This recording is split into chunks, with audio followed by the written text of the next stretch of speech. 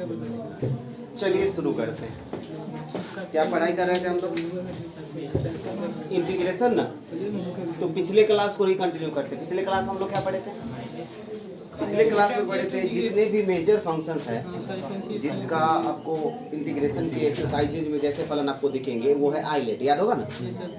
Islet मतलब 5 ऐसे function हैं जिसका ज़्यादा मात्रा में प्रश्न पूछे जाते हैं, ज़्यादा मात्रा में फलन यूज किया जाता है। उससे भी ज़्यादा होता है। और भी थोड़ा सा बहुरूट अंदर कुछ होते हैं, लेकिन मैक्सिमम मेजर फंक्शन मतलब ज़्यादा से ज़्यादा। कुछ अपवादित तो होते ना हमेशा हो। जैसे कि आइए हम लोग कल तो सारा फॉर्मूला देख चुके थे। आज हम एक्सरसाइज पढ़ेंगे। एक्सरसाइज में प्रैक्टिस करेंगे जो फलन का गलन कैसे करते हैं। तो सबसे पहले तो एक एक्सरसाइज बनाया गया है आपका। सबसे पहला एक्सरसाइज बनाया 7.1। 7.1 जो बनाया गया इसमें आपको जो फंक्शन दिए जाएंगे वो बिल्कुल इजी फंक्शन दिए जाएंगे। आ जाइए 7.1 में प्रश्नावली 7.1 में जो आपको फलन दिए जाएंगे वो बिल्कुल इजी फलन दिए जाएंगे। 7.1 इसमें आपको कोई लोचा नहीं होगा। 7.1 में जितने भी फलन दिए जाएंगे वो डायरेक्ट फलन, कोई दिमाग नहीं लगाना है, डायरेक्टली आपका काम हो जाएगा। थोड़ा सा 7.1 का एक्सरसाइज में घुसने से पहले थोड़ा जानकारी लीजिए। मेरी बातों को थोड़ा समझिएगा। सारे लड़के इधर नहीं होना चाहिए, थोड़ा और समझिए। एक्सरसाइज को बनाने से पहले थोड़ा जानकारी लीजिए। एक दो फलन के बारे में और जानकारी लेते हैं। शुरू करें। जैसे कि आइलेट के अंतर्गत हम लोग रूट वाला नहीं देखे थे ना, तो अगर कभी आपको रूट वाला दिखे, जैसे कि हम यहाँ पे शुरू करते हैं, आप नोट कर लेना, बाद में करेंगे। इंटीग्रेशन का सिंबल ये होता है ना, अगर रूट एक्स डी एक्स दिखे मतलब यही ना फलन है, ये दोनों तो इंटीग्रेशन का सिंबल है। तो रूट एक्स का इंटीग्रेशन क्या होगा? रूट एक्स का इंटीग्रेशन क्या होगा? तो सीधे आप रूट एक्स को क्या लिखोगे? रूट एक्स को लिखोगे x के पावर 1/2 इंटू डी एक्स। अब ये बहुपदीय पे आ गया, अलजेब्रिक आ गया। और इंटीग्रेशन के फार्मूला में क्या होता है? सर्वे वाले के 1 बढ़ाते हैं तो 1/2 में 1 बढ़ाएंगे तो 3/2 हो जाएगा। और जो सर पे वही चीज नीचे ले आते हैं। याद होगा? जो चीज पावर होता है उसी को एक जोड़ देते हैं, और जो सर पे आता है उसी से भाग दे देते हैं। तो 1/2 में 1 जोड़ेंगे 3/2, 3/2। अब अगर हम आगे बढ़ाएंगे 3/2 को पलट के कितना हो जाएगा? 2/3 x के पावर 3/2 प्लस कांस्टेंट c। मतलब कुल मिलाकर के समझ गए हो, रूट x का जो इंटीग्रेशन होता है वो क्या होता है? रूट x का जो इंटीग्रेशन होता है सीधे क्या लिखोगे? 2/3 इंटू एक्स के पावर 3/2। डायरेक्टली याद रखना पड़ेगा, ये समझिए ना। रूट एक्स का इंटीग्रेशन 2/3 इंटू एक्स का पावर 3/2 डायरेक्टली याद रखें। ऐसे हम लोग कर रहे थे। थोड़ा इसको देख लीजिए। 1/√x का इंटीग्रेशन आपको पूछा जाएगा। इसकी भी खूब चर्चा करती है। उस समय आप निकालने के बजाय आप पहले ही सीख रखो। प्रश्न में जब आएंगे तो जब निकालने के पहले खुद से निकाल के रख लेते हैं।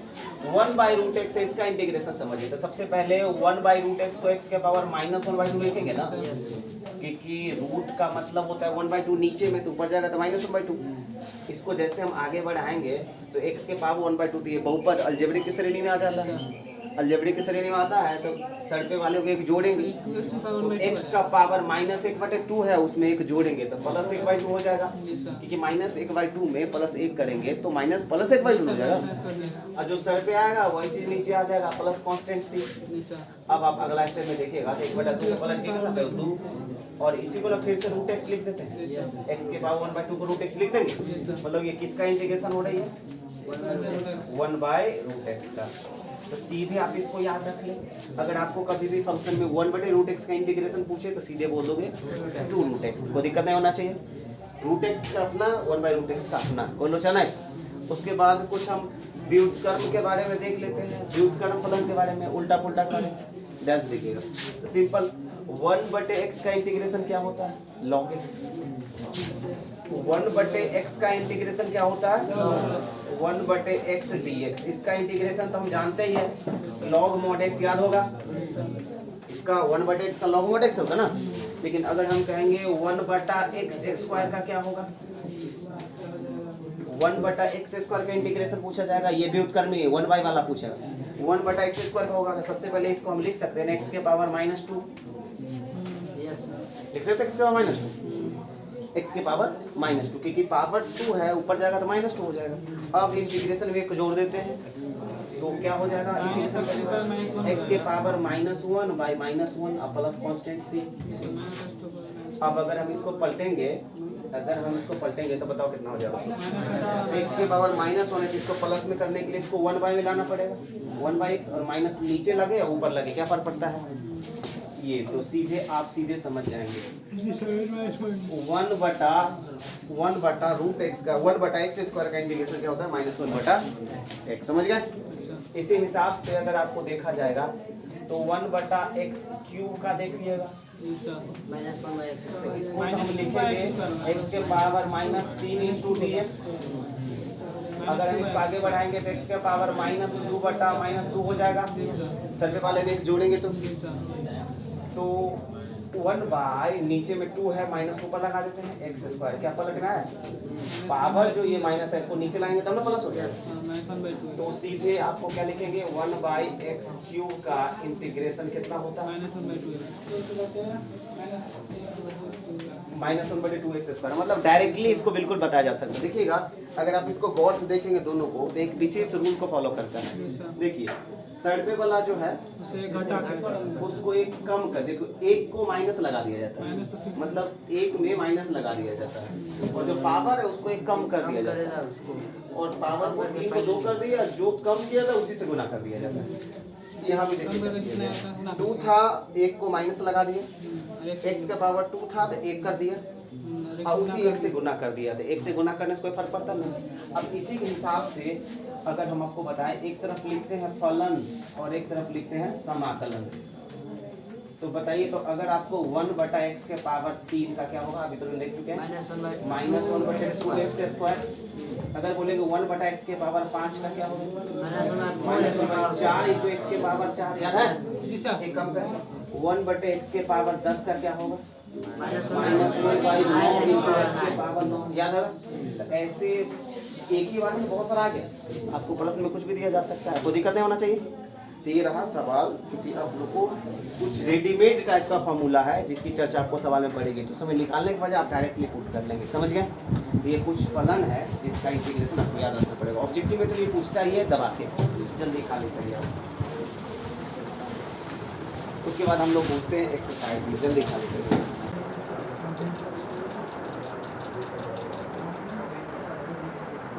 क्या पिछले क्लास में क्या पढ़ रहे थे थोड़ा सा बताएंगे। क्या बेसिक कॉन्सेप्ट हो गई थी इंटीग्रेशन का बेसिक कॉन्सेप्ट हो गया था और एक एक्सरसाइज था पहला एक्सरसाइज जिसमें से हम प्रैक्टिस करके फार्मूला को याद कर लेते हैं। मतलब अगर फार्मूला याद कर लिए लेकिन जब तक प्रैक्टिस नहीं करेंगे तब तक थोड़ा मज़ा नहीं आएगी ना तो प्रैक्टिस कर रहे थे। क्या उस एक्सरसाइज में आप लोग घुसे थे क्या? आइए हम शुरू करते हैं। कौन सा एक्सरसाइज पढ़ रहे थे हम लोग? कौन सा एक्सरसाइज पढ़ रहे थे समाकलन। ध्यान से देखिएगा प्रश्नावली 7.1 और इसमें कल हम पिछले क्लास में एक मेथड यूज किए थे निरीक्षण विधि। याद होगा आप लोग को निरीक्षण विधि से किसी भी फलन का समाकलन कैसे करते हैं इसके बारे में चर्चा किए थे। याद होगा आप लोग को। बड़ी गौर से देखेंगे। इससे कितने सवाल थे? इससे 5 सवाल है। आप बिल्कुल ट्राई कर लेंगे। आइए सवाल में आगे बढ़ने से पहले थोड़ा सा और चर्चा कर लेते। सुन लें का थोड़ा सुनिए।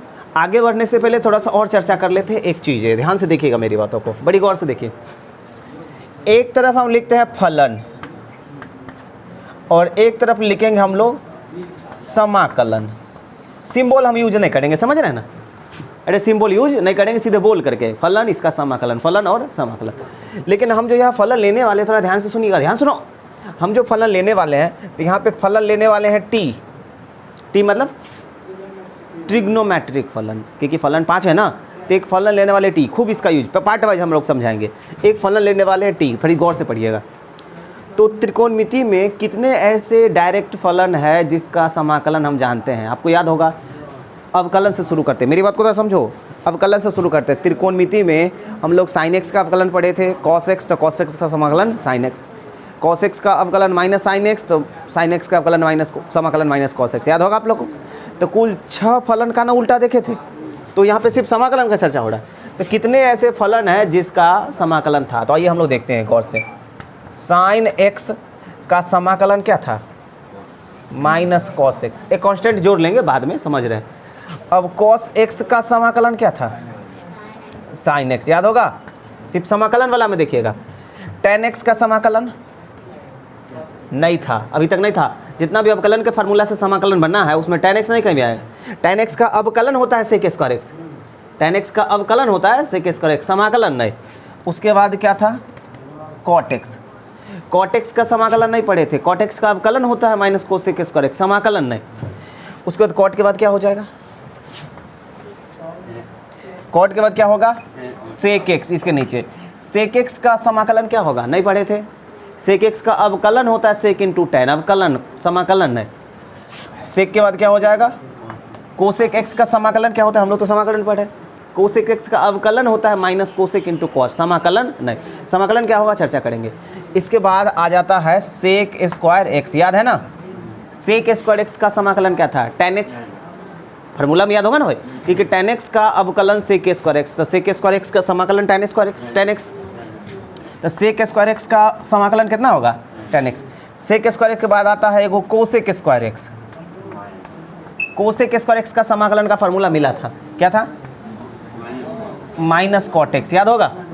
उसके बाद था सेक x इंटू tan x का समाकलन था सेक x, और उसके बाद था minus cosec x into cot x, इधर नहीं लिखेंगे, cosec x into cot x, इसका समाकलन क्या था minus cosec x, minus cosec x, याद होगा, समझ रहे हो ना। मतलब कुल मिलाकर के यही 6 न था, देखो 6 फार्मूला है, यही 6 फलन है जिसका समाकलन हम लोग अभी पिछले बेसिक चीज़ों से बताए थे। उसमें देखो tan का, कॉट का, सेक का, कोसेक का नहीं आया है, लेकिन आप जब आगे बढ़ोगे इंटीग्रेशन टॉपिक में, जैसे ही एक्सरसाइज को शुरू करके एक्सरसाइज अगला में घुसेंगे 7.2, उसमें एक मेथड समझनी पड़ेगी, उस मेथड को हम लोग कहते हैं प्रतिस्थापन मेथड। जैसे ही एक्सरसाइज खत्म करके नेक्स्ट एक्सरसाइज में घुसेंगे इंटीग्रेशन करने के लिए, तो उसमें जो आपको फलन दिए जाएंगे उसको बेसिक मेथड से काम नहीं होगा, उसके लिए आपको समाकलन करने के लिए प्रतिस्थापन विधि यूज करनी पड़ेगी। प्रतिस्थापन विधि क्या है वो अगला एक्सरसाइज में यूज करेंगे, और उसी विधि की मदद से ये जो बाकी 4 tan x, cot x, sec x और cos x का फार्मूला बनेगा आपको। लेकिन हम फार्मूला अभी ही बना देते हैं, बाद में हम इसको प्रूव करेंगे प्रतिस्थापन विधि में, कोई दिक्कत नहीं होना चाहिए ना, तो सीधे आपको याद रख लेना। अभी फिलहाल tan x का समाकलन होता है log sec x, समझ रहे हैं, tan x का समाकलन क्या होता है log sec x, हुआ कैसे चर्चा हो जाएगी। cot x का होता है log mod sin x, समझ गए। sec x का क्या होता है, sec x का होता है log sec x plus tan x, याद रखिएगा। और cosec x के क्या होता है log cosec x माइनस, ये सब का सब जो है आपको फॉर्मूला मिल जाएगा जिसके बारे में बेसिक फार्मूला से नहीं निकला था। ये सिद्ध करेंगे प्रतिस्थापन में, ये हुआ कैसे, tan x का log sec x हुआ कैसे, ये पता चलेगा प्रतिस्थापन मेथड में, जिसको हम शुरू करेंगे बस इसको ख़त्म करने के बाद। तो आप इसको थोड़ा सा ध्यान रखेंगे तो सीधे हम मोटे तौर पे इतना याद रखेंगे, कुल कितने त्रिकोणमिति फलन है जिसका डायरेक्ट इंटीग्रेशन है 10। अगर देखेंगे यहाँ से गिन करके तो 1 2 3 4 5 6 7 8 9 10 ऐसे फलन है जिसका डायरेक्ट इंटीग्रेशन है, समझ रहे हैं ना। तो आपको जो फलन दिए जाएंगे उसमें देख लीजिएगा, अगर ये 10 में से मैच कर रहा है तो उसका डायरेक्टली फार्मूला है, एक लाइन में आंसर आ जाएगा, ऑब्जेक्टिव है। अगर आपको फलन ये 10 के अलावा अगर दिखे तो क्या करना है, उसको कन्वर्ट करके ये 10 में से किसी के जैसा बनाना है। तो आपको हमेशा ये 10 चीज़ें याद रखना है। सबसे पहले साइन से लेकर के कोसेक तक तो याद रहेगा, है ना। आपको याद रखना है cosec sec square sec into tan cosec, मतलब ये 10 ऐसा फलन आप लाने की मौका मिलेगा, ला सकते हो जिसका डायरेक्ट इंटीग्रेशन। सपोज मेरी बातों को, अगर हम आपको एक फंक्शन दे दिए, अब फंक्शन ऐसा फंक्शन है जो ये 10 से मैच नहीं कर रहा है, एक ऐसा फलन दे दिए जो 10 से मैच नहीं कर रहा है, तो क्या करेंगे हम, तो उस फंक्शन को इसी 10 में से किसी के जैसा तो बनाएंगे ना। किसके जैसा बनाएंगे वो तो मुझे पता होना चाहिए। जैसे कि एग्जांपल्स के तौर पे आपको समझाते हैं, मेरी बात को थोड़ा समझो यार, मेरी बात को थोड़ा समझिए, मेरी बात को बड़ी गौर से समझिए। अगर हम आपको एक फंक्शन देते हैं इंटीग्रेशन, हम आपको बोले tan स्क्वायर x dx, देखिए यही ना फंक्शन है, एक फंक्शन लिए tan स्क्वायर x और इंटीग्रेशन करना, इंटीग्रेशन किससे डिनोट करते हैं i से। तो बताइए तो tan स्क्वायर x का इंटीग्रेशन क्या होगा, समाकलन क्या होगा। तो पहले बताओ क्या tan स्क्वायर x इसे 10 में से मैच कर रहा है, नहीं कर रहा, और इसके लिए कोई चेन रूल होता नहीं है। तो tan स्क्वायर x क्या आपके दिए गए 10 फलन से मैच कर रहा है, नहीं ना। तो आपको सीधे हम कहेंगे tan स्क्वायर x का डायरेक्ट फार्मूला नहीं होगा इंटीग्रेशन में, तो क्या करना पड़ेगा, इसको मुझे तोड़ करके फार्मूला लाइक बनाना पड़ेगा। तो बताओ tan स्क्वायर एक्स को इसी 10 में से किसके जैसा बनाया जा सकता है? सेक स्क्वायर एक्स जैसा बनाया जा सकता है 10वां के फार्मूला से। याद है ना, tan स्क्वायर एक्स को हम लिखेंगे sec square x minus 1, sec square x minus 1 into d x. इसको लिखेंगे sec square x minus 1 into d x. अब मेरा जो ये tan स्क्वायर है दो फलन में कन्वर्ट हो गया, एक सेक स्क्वायर एक 1। तो सेक स्क्वायर एक्स भी होगा ये ट्रिग्नोमेट्रिक में 1 जो अलजेब्रिक की श्रेणी में आता है। तो सेक स्क्वायर एक्स का क्या होता है? tan एक्स लिख लिए, माइनस 1 का क्या होगा? x, 1 का क्या होगा? x प्लस c, याद होगा। अब सीधे अवकलन के बारे में थोड़ा देखते हैं। बताओ 1 का समाकलन क्या होता है? x, 2 का समाकलन 2x, 3 का समाकलन 3x, 4 का समाकलन 4x। समझ रहे हैं ना? अवकलन 0 हो जाता है भाई, अवकलन 0 हो जाता है। तो देखिए x का अवकलन कितना? 1, तो 1 का समाकलन x। अरे भाई उल्टा होता है ना, x का अवकलन, x का अवकलज 1 तो 1 का समाकलन x, 2x का अवकलज 2 तो 2 का समाकलन 2x, 3x का अवकलज 3 तो 3 का समाकलन 3x। तो कोई लोचा नहीं होना चाहिए। तो अंक अगर आपको मिलेगा तो उसका इस प्रकार से अवकलज करेंगे, अति समाकलन करेंगे, कोई लोचा नहीं होना चाहिए। तो जैसे फलन टूटा तो दो पार्टों में बना, दोनों का फार्मूला हम डायरेक्टली जानते हैं, आराम से लिख दिए, कोई दिक्कत नहीं है।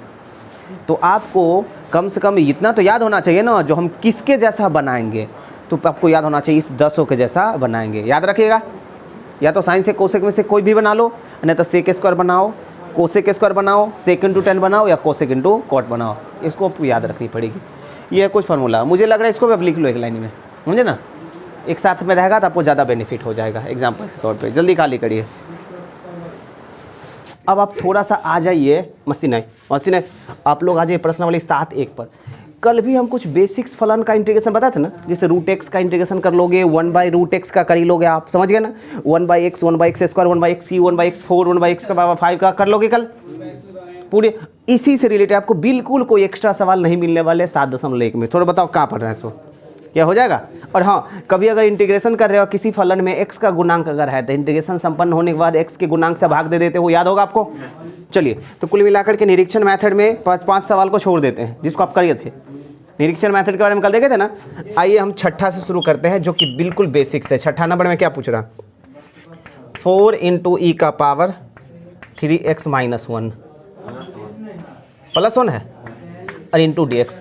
बताओ तो इसमें जितने भी फलन यूज कर रखा डायरेक्टली फार्मूला है कि नहीं? 4 तो कांस्टेंट है, 4 रहेगा। e का पावर 3x का क्या होगा? e का पावर 3x अब बटा 3, क्योंकि e का पावर x के e का पावर x से होता है ना, और x के गुणांक से भाग देंगे। +1 का कितना होता है? x अब प्लस c, अभी तुरंत ना देखे थे। ये आपका प्रश्न हो गया, कोई लोचा नहीं होना चाहिए।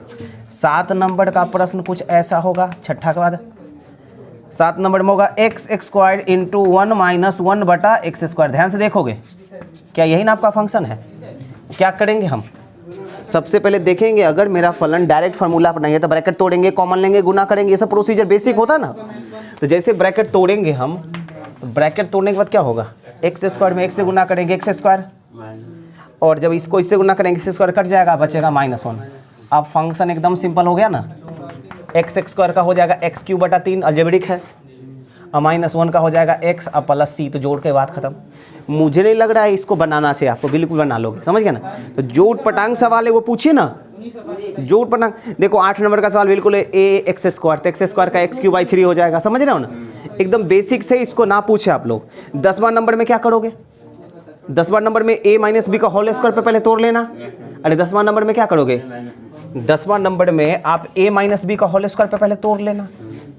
कितना है? √x - 1/√x का होल स्क्वायर। तो इसको क्या करेंगे? पहले a - b का होल स्क्वायर पे तोड़ लेंगे। तोड़ने के बाद जो 3 पद होगा, तीनों का अपना अपना फार्मूला सेट हो जाएगा, याद है ना। कितना होगा? a² मतलब x -2ab 2ab अब प्लस b²। जब इसका स्क्वायर करेंगे रूट हट जाएगा। अब देखिए ये वाला तो कट ही जाएगा ना, तो बचा यहाँ x का कितना हो जाएगा? x²/2 माइनस यहाँ बचा है सिर्फ 2, तो 2x हो जाएगा। अब प्लस 1/x का हो जाता है log mod x। जुलम है का? ये सब बेसिक चीज़ें हैं। अब 11 नंबर में क्या करोगे? जो लड़का क्लास में रेगुलर नहीं है उसको देखिए, ये बनाने लायक सवाल तो है नहीं। 11 नंबर में क्या करोगे? 11 नंबर में आपको इंटीग्रेशन करने से पहले अलग अलग करना पड़ेगा। X cube plus 5x² minus 4 बटा x² ना, ये फंक्शन है। डायरेक्टली इतना बड़ा का तो हम पढ़े नहीं थे अलजेब्रिक में, है ना। तो इसको हम क्या करेंगे, पार्ट वाइज कर लेंगे, अलग करेंगे। जैसे इसको अलग करेंगे, एक्स क्यूब में से x कटेगा, x बचेगा, प्लस इसको जैसे कर लेंगे सीधे 5 बचेगा, और माइनस 4 बटा x² बचेगा, नहीं बचेगा? कोई दिक्कत? अब यहाँ देखो, आप में 3 पार्ट बना, तीनों का फार्मूला आप जानते हो। x का कितना हो जाएगा, x² प्लस 5 का हो जाएगा 5x माइनस 4 को तो रहने दो, 4 को रहने दो, बचा 1/x²। 1/x² क्या होता है, -1/x, याद होगा। अगला स्टेप में ये माइनस माइनस प्लस कर लेना, x² plus 5x minus minus plus 1/x plus constant. कोई जुलम नहीं है, काफ़ी इजी चीज़ें है ना। कितना क्या, हाँ 4 में 1 से गुना करके 4 कर लेंगे, कोई लोचा नहीं होना चाहिए। बड़ी रिलैक्स होकर काम करोगे। कितना नंबर सवाल है, 11वां। बाकी 12वां में भी अलग कर लोगे। 1/√x का भी फार्मूला पता है। जैसे 12वां में अलग करोगे तो 1/√x वाला एक पद दिखेगा। 1/√x का क्या होता है, तो √x। समझ रहे हो ना मेरी बातों को? तो अब बिल्कुल अलग करोगे, सारा का सारा जान पहचान पे है बिल्कुल। अब इसमें बताओगे कौन सा सवाल बनानी है। थोड़ा खाली करो जल्दी से, जिसको लिखना है खाली कर लीजिए, लिखिए हो। हाँ बिल्कुल बताते हैं। कितना नंबर सवाल आप देख रहे हो, 19। कोई लड़का अगर 19 पूछ रहे हो, सिंपल फंडा है भाई। 19 नंबर आप पूछ रहे हो तो 19 नंबर में क्या है, sec² x bye cosec² x dx। अब इतना सुनो, ये डायरेक्टली तो है ना आपके पास, तो cosec² को ऊपर ले जाएंगे तो बन जाएगा sin², और sec को नीचे ले आ जाएंगे बनेगा क्या, cos² x। और जब नोटिस करोगे तो sin बाई cos क्या हो जाएगा, tan² x dx। और ये tan² x का डायरेक्टली तो फार्मूला होता नहीं है, तो हम थोड़ी देर पहले आपको बताए थे ना, जो tan² x को आप sec² x माइनस 1 लिखोगे। अब ये दोनों का अपना काम हो जाएगा। sec² x का क्या हो जाएगा, tan x minus x plus constant c। कोई लोचा नहीं होना चाहिए। इसके बाद क्या, 22 21 बना ही लेना। दोनों फलन डायरेक्टली जानते हो, √x का भी जानते हो, 1/√x का भी जानते हो। 22 नंबर में क्या है, इंटीग्रेशन। 22 नंबर में देखो पूछ रहा, सॉरी 22 नंबर में कह रहा है d/dx कुछ दे रखा। मतलब देखो, अब समाकलन के सवाल में अवकलज को घुसेड़ दिया। लेकिन हम लोग तो इसको पढ़ चुके हैं पहले ही से, तो हम लोगों को इसको समझने में दिक्कत नहीं होना चाहिए। 3/x³ ना है, 3/x4 है ना। मतलब मुझे ये फलन दे रखा है, मतलब मुझे ये दिया गया है। और इसमें क्या पूछा, अच्छा और भी पूछा दिया गया, चूंकि और भी दिया गया है f2 बराबर 0, तो पूछा जा रहा है fx का मान क्या होगा। यही पे ना सवाल हम लोग देखेंगे। देखो सबसे पहले आपको एक समीकरण दिया गया और कुछ दिया गया, f2 बराबर 0, मतलब बोला गया f2 की जगह पे 0 यूज कर सकते हैं। fx बराबर क्या, पहले बताओ फाइनली पूछा क्या जा रहा है। पूछा जा रहा है fx, मतलब जो पूछा जा रहा है उस पर नज़र मारिए, तब आप नज़र मारिए जो दिया गया चीज़ को यूज कैसे करनी है। सबसे पहले आपका फाइनल उद्देश्य क्या होना चाहिए, क्या चाहिए मुझे, है ना। उसके बाद हम देखेंगे जो चीज़ मुझे चाहिए उसको प्राप्त करने के लिए दिया गया चीज़ को कैसे यूज कर सकते हैं, क्योंकि चीज़ें तो दिया जाता है यूज करने के लिए, लेकिन उसको यूज कैसे करेंगे पहला पता चल जाए ना, जो क्या चाहिए मुझे। तो सबसे पहले आपको चाहिए fx। तो सबसे पहले देख लो आपका fx कहाँ है। अच्छा fx कोपचे में बंद है भाई, fx जो है वो अवकलज का सिंबल के अंतर्गत बंद है। तो सबसे पहले देखो क्या करेंगे यहाँ से, तो इस fx के लिए इस d/dx को उधर भेजना पड़ेगा, है ना। तो देख लो 4 × x³ माइनस 3/x⁴, इसके इंटू में dx लगेगा, और ये d मतलब डिफरेंस उधर गया तो इंटीग्रेशन, इसी को ना उधर भेज के इंटीग्रेशन बनाते थे, याद होगा। अब आपका देखिए फलन, मतलब इस इंटीग्रेशन को हल कर लो, वही इंटीग्रेशन फलन हो जाएगा। तो बताओ 4 तो 4 है, x³ का हो जाएगा x⁴ माइनस 3 तो है ही 1/x⁴ का माइनस 1/3x³, याद है आपको। अब प्लस कांस्टेंट c, कांस्टेंट जोड़ते हैं समझ रहे हो ना, फार्मूला समझ रहे नहीं? मुझे लग रहा है ये 4 से 4 गया और ये 3 से 3 गया और ये माइनस माइनस प्लस हो जाएगा। तो आपका जो fx है वो क्या है, x⁴ plus 1/x³ plus c, मतलब यही मुझे जो है चाहिए था, fx बराबर समथिंग।